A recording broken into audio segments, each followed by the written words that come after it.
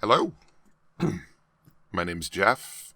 Welcome back to Infinite Jeff, the project, thing, whatever, where I read a page of the novel Infinite Jest, one page every day, at a time.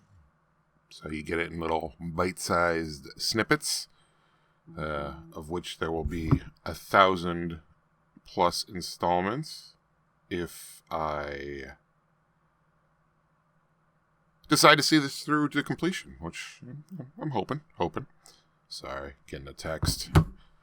Talking politics. Yep. But, yeah. I got a friend who really likes this book. He says it's his favorite novel, and I trust his taste. He has good taste. Especially when it comes to literature. He's read a lot. And he's not like your typical asshole, I don't know, dude bro, whatever the stereotype that gets associated with this novel, fans of it. To me, he's not that type of person. So I wanted to give this novel a chance because, I don't know, I like a challenge. I'm not the dumbest guy in the world, you know what I mean? So I tried to read it. It got about 100 pages in, and it's a dense tome. But I was like, nah, son, I ain't going out like that. I'm not gonna just be another posier with this fucking doorstop on their bookshelf, like, hey, look how well read I am or whatever. No, I actually want to read the fucker. So I'm doing it here on the internets for you people, whoever you may be, one page at a time, so that if anyone comes to me and says, you haven't read that, I'll go, oh. And not only have I read it, I got the tape to prove it. So we'll see. We'll see how, if this comes to completion. But this is page 19 of Infinite Jest. So here we go. This thing where he'd frequently say he was getting dope mostly for friends. Then, if the woman didn't have it when she said she'd have it for him, and he became anxious about it, he could tell the woman that it was his friends who were becoming anxious. And he was sorry to bother the woman about something so casual, but his friends were anxious and bothering him about it, and he just wanted to know what maybe he could tell them. He was caught in the middle, is how he would represent it. He would say his friends had given him their money, and were now anxious and exerting pressure, calling and bothering him. This tactic was not possible with this woman, who said she'd come with it because he hadn't yet given her the $1,250.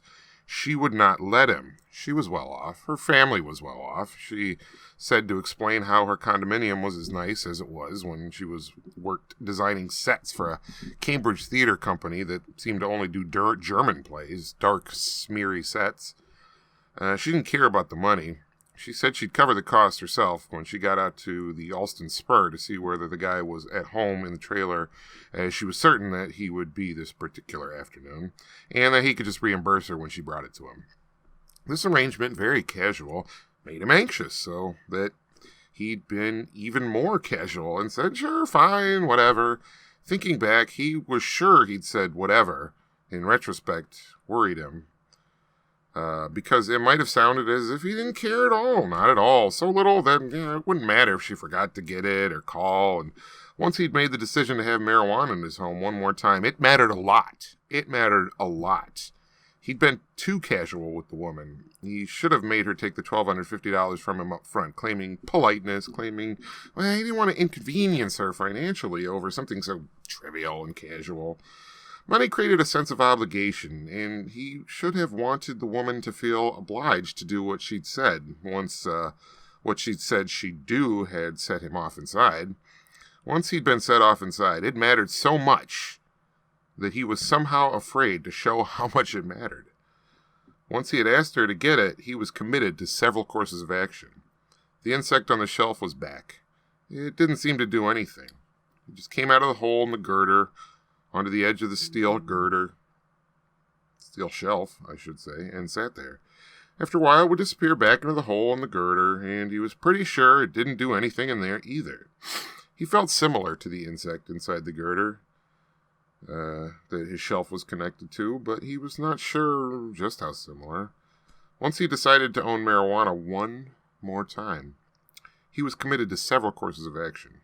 He had to modem in at the agency and say there was an emergency and that he was posting an e-note on a colleague's TP asking her to cover his calls for the rest of the week because he'd been out of contact for several days due to his emergency. He had to put an audio message on his answering device saying that starting this afternoon he was going to be unreachable for several days. He had to clean his bedroom because once he had dope he would not leave his... And that was page 19. And I'm excited to see the kind of retro futuriness of this novel that we're already seeing. Because this is about 25 years old and it's trying to... I'll have to find out when it's supposed to take place. But I'm guessing, if I had to guess, probably like 2009 or something, like 13, 15 years in the future of when he wrote it. So it's all like, the e-note and the colleague's TP and an answering device. And it's like, it's cute when...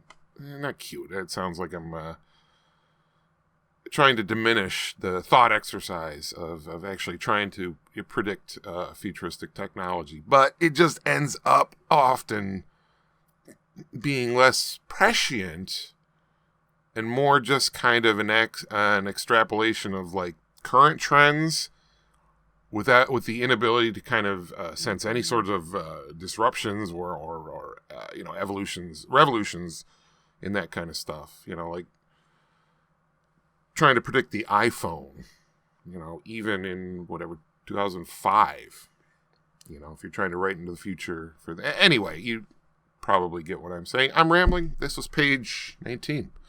Infinite Jeff.